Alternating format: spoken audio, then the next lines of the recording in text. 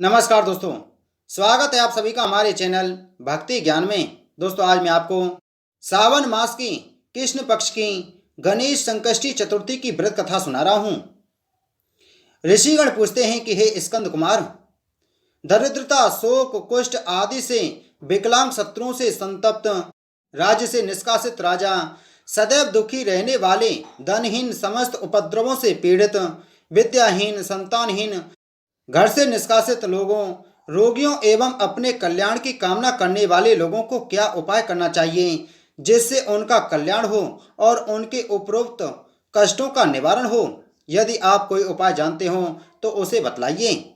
स्वामी कार्तिकेय जी ने कहा, हे ऋषियों, आपने जो प्रश्न किया है उसके निवारणार्थ में आप लोगों को एक शुभदायक व्रत बतलाता हूँ, उसे सुनिए। इस व्रत के करने से पृथ्वी के समस्त प्राणी सभी संकटों से मुक्त हो जाते हैं। यह व्रतराज महापुण्यकारी एवं मानवों को सभी कार्यों में सफलता प्रदान करने वाला है। विशेषता, यदि इस व्रत को महिलाएं करें तो उन्हें संतान एवं सौभाग्य की वृद्धि होती है। इस व्रत को धर्मराज युधिष्ठिर ने किया था। पूर्व काल में राजच्युत होकर अपने भाइयों के साथ जब धर्मराज वन में चले गए थे तो उस वनवास काल में भगवान श्री कृष्ण ने उनसे कहा था। युधिष्ठिर ने भगवान कृष्ण से अपने कष्टों के समनार्थ जो प्रश्न किया था उस कथा को आप श्रवण कीजिए। युधिष्ठिर पूछते हैं कि हे पुरुषोत्तम, ऐसा कौन सा उपाय है जिससे हम वर्तमान संकटों से मुक्त हो सकें? ये गदाधर, आप सर्वज्ञ हैं, हम लोगों को आगे अब किसी प्रकार का कष्ट न भुगतना पड़े, ऐसा उपाय बतलाइए। स्कंद कुमार जी कहते हैं कि जब धैर्यवान युधिष्ठिर विनम्र भाव से हाथ जोड़कर बारंबार अपने कष्टों के निवारण का उपाय पूछने लगे तो भगवान ऋषि कृष्ण ने कहा, श्री कृष्ण जी ने कहा कि हे राजन, संपूर्ण कामनाओं को पूर्ण करने वाला एक बहुत बड़ा गुप्त व्रत है। हे पुरुषोत्तम, इस व्रत के संबंध में मैंने आज तक किसी को नहीं बतलाया है। हे राजन, प्राचीन काल में सतयुग की बात है कि पर्वतराज हिमालय की सुंदर कन्या पार्वती ने शंकर जी को पति रूप में प्राप्त करने के लिए गहन वन में जाकर कठोर तपस्या की, परंतु भगवान शिव प्रसन्न होकर प्रकट नहीं हुए। तब शैलतनया पार्वती जी ने अनादि काल में विद्यमान गणेश जी का स्मरण किया। गणेश जी ने उसी क्षण प्रकट होकर पार्वती जी से पूछा कि मैंने कुटीर, दुर्लभ एवं लोमहर्षक तपस्या की, किंतु अपने प्रिय भगवान शिव को प्राप्त न कर सकी। यह कष्ट विनाशक दिव्य व्रत जिसे नारद जी ने कहा है और जो आपका ही व्रत है, उस प्राचीन व्रत के तत्व को आप मुझसे कहिए। पार्वती जी की बात सुनकर तत्वकालीन सिद्धिदाता गणेश जी उस कष्ट नाशक शुभदायक व्रत का प्रेम से वर्णन करने लगे। गणेश जी ने कहा, हे अचल सुते, अत्यंत पुण्यकारी एवं समस्त कष्ट नाशक व्रत को कीजिए। इसके करने से आपकी सभी आकांक्षाएं पूर्ण होंगी और जो व्यक्ति इस व्रत को करेंगे उन्हें भी सफलता मिलेगी। हे देवादि देवेश्वरी, श्रावण के कृष्ण चतुर्थी की रात्रि में चंद्रोदय होने पर पूजन करना चाहिए। उस दिन प्रातःकृत से निवटन कर मन में संकल्प करें कि जब तक चंद्रोदय नहीं होगा मैं निराहार रहूंगी। पहले गणेश पूजन करके तभी भोजन ग्रहण करूंगी। मन में ऐसा निश्चय करना चाहिए। इसके बाद सफेद तिल के जल में स्नान करना चाहिए। अपना नित्य कर्म करने के बाद हे सुंदर व्रत वाली, मेरा पूजन करें। यदि सामर्थ्य हो तो प्रतिमाल स्वर्ण की मूर्ति का पूजन करें। अभाव में चांदी, अष्ट धातु अथवा मिट्टी की मूर्ति की ही पूजा करें। अपनी शक्ति के अनुसार सोने, चांदी, तांबे अथवा मिट्टी के कलश में जल भरकर उस पर गणेश जी की प्रतिमा स्थापित करें। मूर्ति कलश व वस्त्राच्छादन करके अष्टदल कमल की आकृति बनावे और उसी मूर्ति की स्थापना करें। तत्पश्चात षोडशोपचार विधि से भक्ति पूर्वक पूजन करें। मूर्ति का ध्यान निम्न प्रकार से करें।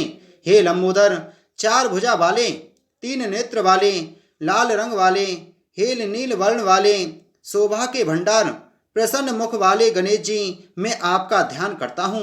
हे गजानन, मैं आपका आह्वान करता हूँ। हे विघ्नराज, आपको प्रणाम करता हूँ।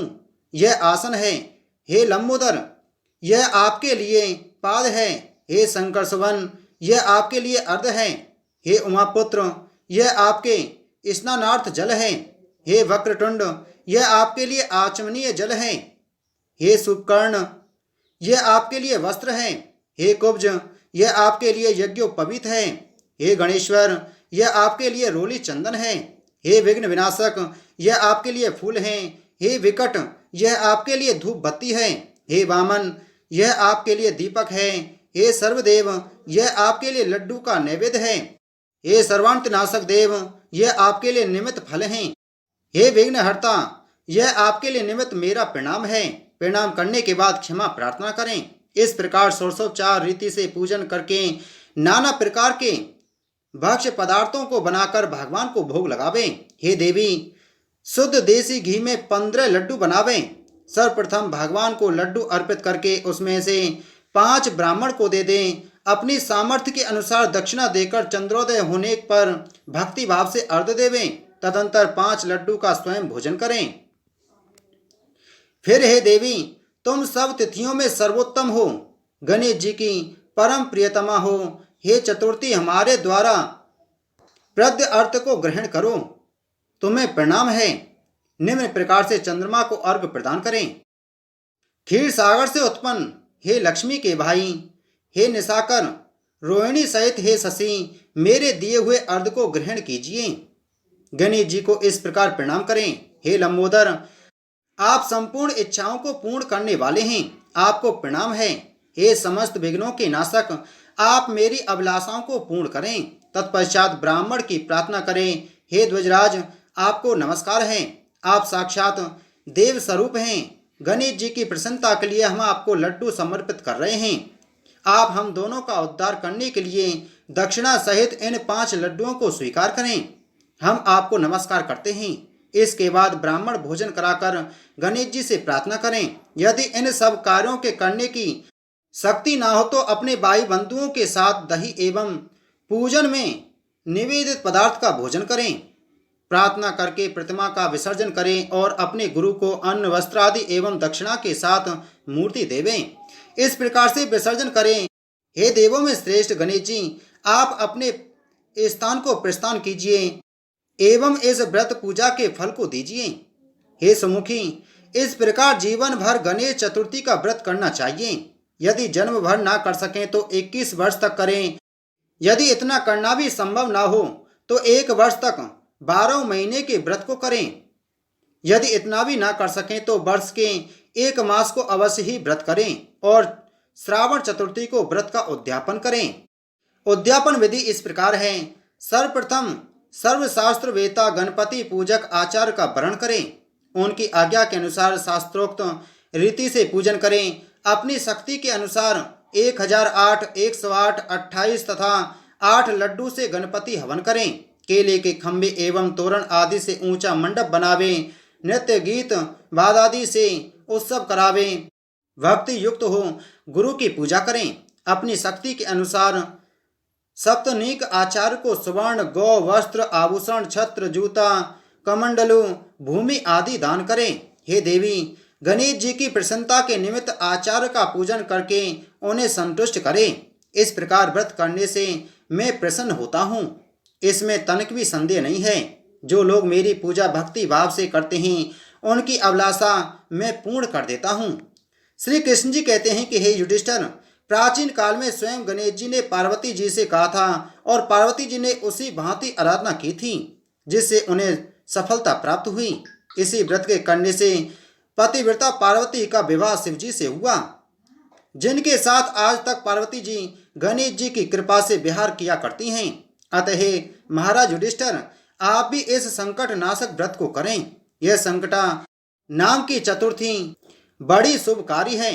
स्कंद कुमार जी कहते हैं कि श्री कृष्ण जी के मुख से इस प्रकार संकट नाशक चतुर्थी व्रत सुनकर, हे महर्षि, पूर्व काल में राज्य प्राप्ति की कामना से युधिष्ठिर ने इस व्रत को किया। इस व्रत के प्रभाव से उन्होंने संपूर्ण शत्रुओं का विनाश करके राज्य प्राप्त किया। इस व्रत के करने से चारों पदार्थ धर्म, अर्थ, काम और मोक्ष सुलभ होते हैं। मनुष्य की आकांक्षाएं पूर्ण होती हैं और बड़े बड़े शासकों, पदाधिकारियों तक को ये अपने वश में कर लेते हैं। मनुष्यों पर किसी प्रकार का संकट आने पर इस व्रत को करने से संकट मुक्त हो जाता है। सीता जी के अन्वेषण में पवन कुमार हनुमान जी ने इस व्रत को किया था। पूर्व काल में राजा बलि से संकटग्रस्त होने पर रावण ने भी इस व्रत को किया था। गौतम पत्नी अहिल्या ने भी पति द्वारा शापग्रस्त होकर पति वियोग के कारण इस व्रत को किया था। इस व्रत के करने से विद्यार्थी को विद्या तथा धनेच्छु को धन की प्राप्ति होती है। संतान की इच्छा करने वाले को संतान प्राप्ति, रोगग्रस्त को व्याधि मुक्ति होती है तथा गणेश जी की कृपा से मनुष्य के सब पाप नष्ट हो जाते हैं।